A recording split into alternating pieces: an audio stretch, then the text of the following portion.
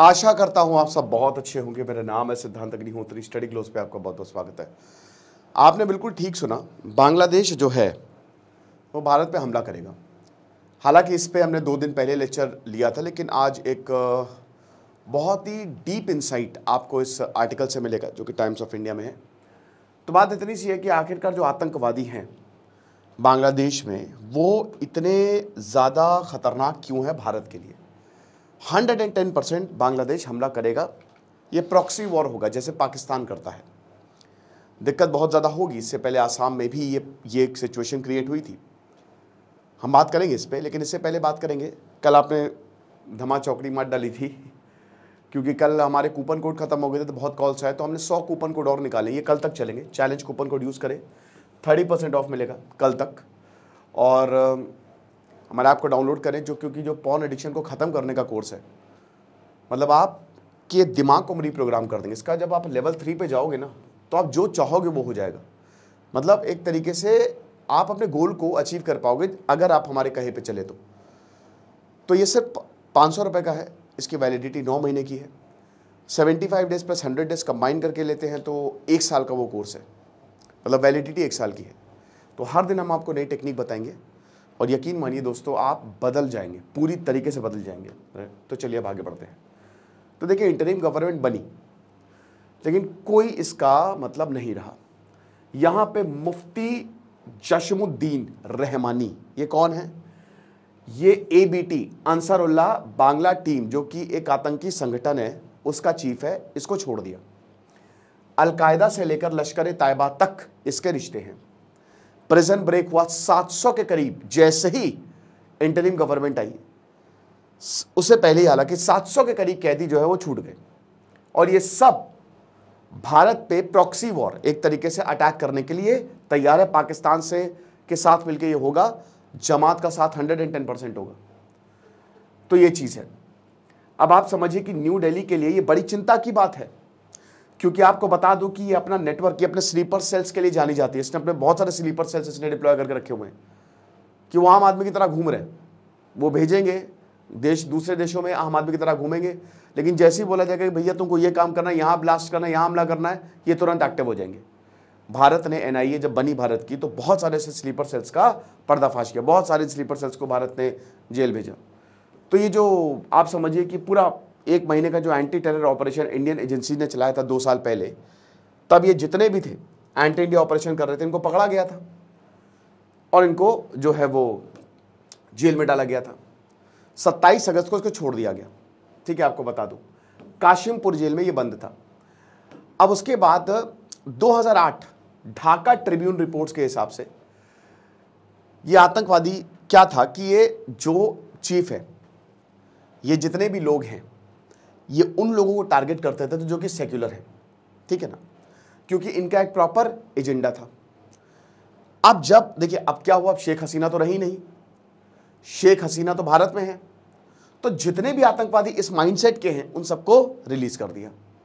Okay, सैकड़ों terrorist अभी जो शेख हसीना सरकार ने जिनको जेल में बंद था, उनमें से एक तो और इसको डेथ पेनल्टी दी गई थी। ठीक है ना, इसके साथ एक और था। 5 अगस्त को 700 से ज्यादा प्रिजनर्स जो जेल से भागे थे ना, भागे क्या था, भगाया गया था, प्रिजन ब्रेक हुआ था, उसमें हालांकि ये नहीं भागा, लेकिन इसको अभी रिलीज कर दिया। इसके सारे चार्जेस ड्रॉप हो गए और ये होता। और उसके बाद फिर खालिदा जिया कह रही है कि बुलाओ शेख हसीना को वापस।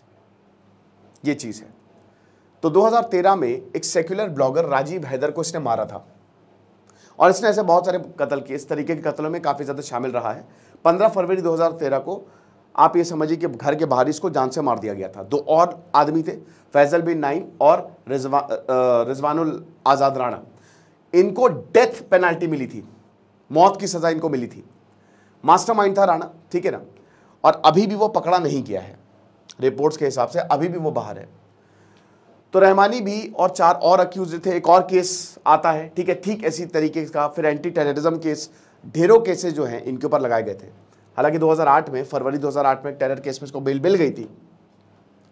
लेकिन सबसे बड़ी बात यह है कि ABT अभी क्यों इतना ज्यादा सामने आ गया और क्यों इसकी हम बात कर रहे हैं। बात दोस्तों 2015 की है।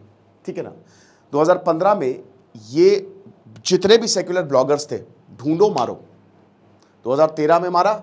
उसके बाद एबीटी का एजेंडा ही बन गया कि जो सेक्युलर ब्लॉगर्स है, जो वो चीज़ें लिखते हैं जो मतलब आप समझ ही रहे हो ना कि जो बहुत ही न्यूट्रल रहते हैं, ठीक है, या जो देश के लिए बातें लिखते हैं, हमारे लिए सबसे यूपर क्या है हमारे लिए सबसे ऊपर है धर्म। तो अब ये चीज़ है। और उसके बाद ग्रुप जो है, सबसे बड़ी बात ये यूनिवर्सिटीज़ के यूथ को, स्टूडेंट्स को, हाईली एजुकेटेड स्टूडेंट्स को रिक्रूट करने लगा, जिनको बहुत अच्छी बढ़िया इंग्लिश आती है, सोशल मीडिया का अच्छी इनको जानकारी है। अब 2016 में एबीटी जो है वो इतना बड़ा हो गया था कि हरकत और जमात भी कुछ नहीं थे। जमातुल मुजाहिदीन जो कि एक बहुत बड़ा आतंकी संगठन है, भारत में बैंड है। हरकतुल जिहाद, कितने इन दोनों ने हमले किए भारत में, डायरेक्ट हमले किए, उससे बड़ा एबीटी बन गया था। इतना ज़्यादा, जैसे इसके चीफ को गिरफ्तार किया गया ना, ये एक लहर सी चल गई। फिर शेख हसीना सरकार ने क्रैकडाउन किया, समझ रहे हो। अब इनके मेंबर्स जो हैं, सबसे बड़ी बात क्या है, छोटे हैं, स्मॉल नंबर्स में काम करते हैं, 4 से 7 पीपल एक यूनिट में। श्री प्रकाश शुक्ला 3 लोग थे खाली, इसीलिए इसको पकड़ा नहीं जा सका। जितने कम लोग रहेंगे उतना ही सक्सेस है चांसेस का, मतलब उतने आगे बढ़ने का ज़्यादा, क्योंकि बहुत ज़्यादा लोग रहेंगे तो राज खुल जाता है।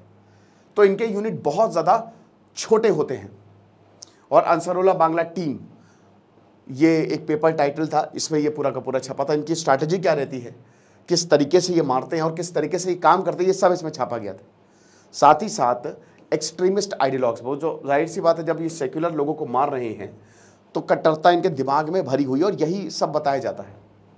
2011 में इनका जो अनवर अल-अवलाकी था, अमेरिका ने ड्रोन स्ट्राइक की, मार दिया गया, इनका जो सबसे पहला चीफ।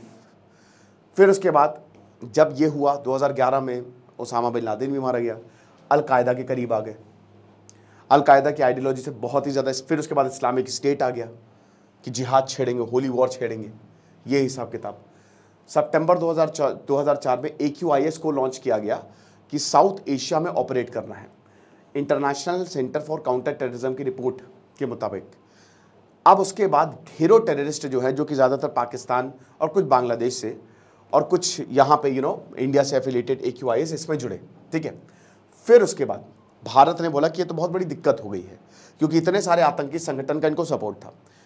NIA ने क्रैकडाउन करना शुरू किया। एक्चुअली हुआ क्या था ना, दिक्कत ये हो गई थी कि 31 जुलाई 2022 में अमेरिका के ड्रोन ने अल-कायदा लीडर आयमान अल-जवाहिरी को काबुल में मार दिया। वो मैंने लेक्चर भी लिया था, ठीक है। उससे पहले आसाम पुलिस ने बताया था, एक वीडियो जारी किया था, इसमें बोला कि देखिए, सबसे बड़ी दिक्कत ये है कि ये लोग जो एबीटी और बाकी आतंकवादी, ये इनका ये अनाउंसमेंट है कि ये नॉर्थ ईस्टर्न स्टेट में, इन्होंने वीडियो जारी किया था, मतलब ये आतंकवादियों ने हिजरा यानी कि माइग्रेशन करेंगे। हम यहाँ पे नॉर्थ, भारत के नॉर्थ, क्योंकि पूरी बाउंड्री शेयर करता है, वहाँ पे जो है हम जिहाद फैलाएंगे। तो AQIS जो है उसने अपने नेटवर्क को नॉर्थ ईस्ट में एक्सपैंड किया, ठीक है। एक वीडियो ने तो ये बोला कि जो जवारी है उसने खुद बोला है कि आप आसाम जाओ, यानी कि माइग्रेट करो और आतंकवाद फैलाओ। तो भैया आसाम पुलिस की जो है वो उस समय हालत ख़राब हो गई कि यार अगर ऐसा हो गया तो बहुत दिक्कत हो जाएगी, ठीक है ना। फिर उसके बाद रुको, हम हैं, NIA आती है, नेशनल इन्वेस्टिगेशन एजेंसी, NIA आती है। 29 लोगों को बारपेटा, मोरीगांव, गुवाहाटी, गोलपारा, अलग अलग जगह से गिरफ्तार किया, सबका लिंक आतंकी संगठन से। अब आप ये देखिए, अगर ये 29 आते हैं, 29 से होते 58, 58 से होते, ये बढ़ते जाते, ठीक है। हालांकि देखिए, देश में इतना आसान नहीं होता है, लेकिन फिर भी ये अपना नेटवर्क फैलाने में कामयाब हो जाते। बॉर्डर वल्नरेबल है, हमला करते फिर जाते, हमला करते फिर जाते, राइट। अरेस्ट, भयानक एंटी टेरर ऑपरेशन चला, जो कि फरवरी से लेकर जुलाई 2022 तक रहा, और सबको गिरफ्तार किया गया। मोबाइल फ़ोन से लेकर टैबलेट, लैपटॉप, बहुत सारी चीज़ें जो हैं इनके साथ इनकी पकड़ ली गई, ठीक है ना, इनकी सब सीज की गई। मार्च 2022 आता है, NIA ने बांग्लादेश नेशनल, जो कि इंडिया इलीगली एंटर कर रहा था, उसके खिलाफ केस रजिस्टर किया, सबके खिलाफ जो भारत में इलीगली आए थे, ठीक है ना। अब उसके बाद वही कि इन इंडिविजुअल्स के ऊपर आरोप लगा कि क्या कर रहे हैं, रिक्रूट कर रहे हैं, यानी कि लोगों को भड़का रहे हैं। इनका यही काम है, लोगों को जितना ज़्यादा से ज़्यादा हो सके जोड़ना, रिक्रूट कर रहे हैं, ट्रेन कर रहे हैं और मोटिवेट कर रहे हैं, ताकि जिहादी ग्रुप्स को ज्वाइन करें और अल-कायदा की भारत में पैठ बढ़ाएं, स्लीपर सेल्स भारत में हो अल-कायदा की तरफ से, क्योंकि एबीटी उसकी छोटी सी ब्रांच थी। ऐसा इन्होंने सोचा था कि हम बड़े आतंकी ग्रुप से जुड़ जाओ, और जुड़ भी गए थे ये। फिर स्टेट पुलिस और सेंट्रल एजेंसी ने यही बोला था कि अलकायदा इनको पैसे देता है और पाकिस्तान के इनके लिंक है वो भी इनको पैसे देता है और उसके बाद भारत में दिक्कत पैदा करना चाहते हैं। मोरीगांव डिस्ट्रिक्ट में 2 इंडिविजुअल्स, ये मुफ्ती मुस्तफ़ा और ये भूयान, इनको अरेस्ट किया गया। क्यों? ABT AQIS ने पैसे दिए इनको कि जाओ पैसे दे रहे, जो करना है करो, हम तुम्हारे साथ हैं। फिर मदरसा चलाते थे जो कि स्टूडेंट्स को, अब देखिए कितनी ये इंस्टीट्यूशंस, ठीक है, चलाते थे। स्टूडेंट जो आते थे, एक बार स्टूडेंट पल्यूट हो गए, ज्वाइन करेंगे हमको, तो ये एलिजिटली मदरसा चलाते थे। वहां पे जितने भी स्टूडेंट आते थे ना, उनका ब्रेन वॉश करते थे, भारत के खिलाफ भड़काते थे UAPA के तहत, और वेरियस सेक्शन इनके ऊपर लगाए गए और जेल में डाला गया। समझ रहे हो? तो ये चीज़ है। हालांकि जमात इस्लामी बांग्लादेश की जो केयर टेकर गवर्नमेंट है उसने बोला कि कोई बात नहीं, जमात इस्लामी पे कोई भी हम केस नहीं चलाएंगे, ठीक है ना। अब यहाँ जो शेख हसीना सरकार ने बैन कर दिया था, बोला था कि जमात जो है वो एंटी टेररिज्म कैंपेन के तहत जमात जो है इसको बैन किया था और ये भड़का रही है लोगों को, ठीक है। और जमात को पाकिस्तान का पूरा साथ है, ABT का पूरा साथ है, ये सब मिल के काम करते हैं, है ना, सबके सब। तो जमात ने बोला था ऐसा कुछ भी नहीं है और ये जो हमको बैन किया गया इलीगल है, अनकॉन्स्टिट्यूशनल है, ऐसा नहीं है। और तब से ये इलेक्शन भी नहीं लड़ पाए 2013 से लगातार। जमात के जो चीफ है शाफिकुर रहमान, उन्होंने बोला कि जो एलिगेशन लगाए जा रहे हैं कि हम बांग्लादेश में हिंदूज पर अटैक कर रहे हैं, ये कुछ नहीं है, ये सिर्फ हमको बदनाम करने की कोशिश है, बट ऐसा बिल्कुल नहीं है, ठीक है। इनका पूरा एकदम सबूत है बाकायदा कि हाँ इनका हाथ है, ठीक है। और बोला कि नहीं, हम एंटी इंडिया एक्टिविटीज़ में, ये जो हम पे बोला जा रहा है कि हम एंटी इंडिया एक्टिविटीज़ के सूत्रधार है, ऐसा भी नहीं है। लेकिन ये तो बात हुई जमात की, लेकिन क्या ABT की अभी हम बात कर रहे थे, तो क्या ABT ने स्लीपर सेल्स और जगह भी डिप्लॉय किए। जुलाई 2022 में 24 साल के अख्तर हुसैन को अरेस्ट किया। ये एक फूड डिलीवरी था, बताइए, एक फूड डिलीवरी बॉय था, आसाम का था ये, लश्कर।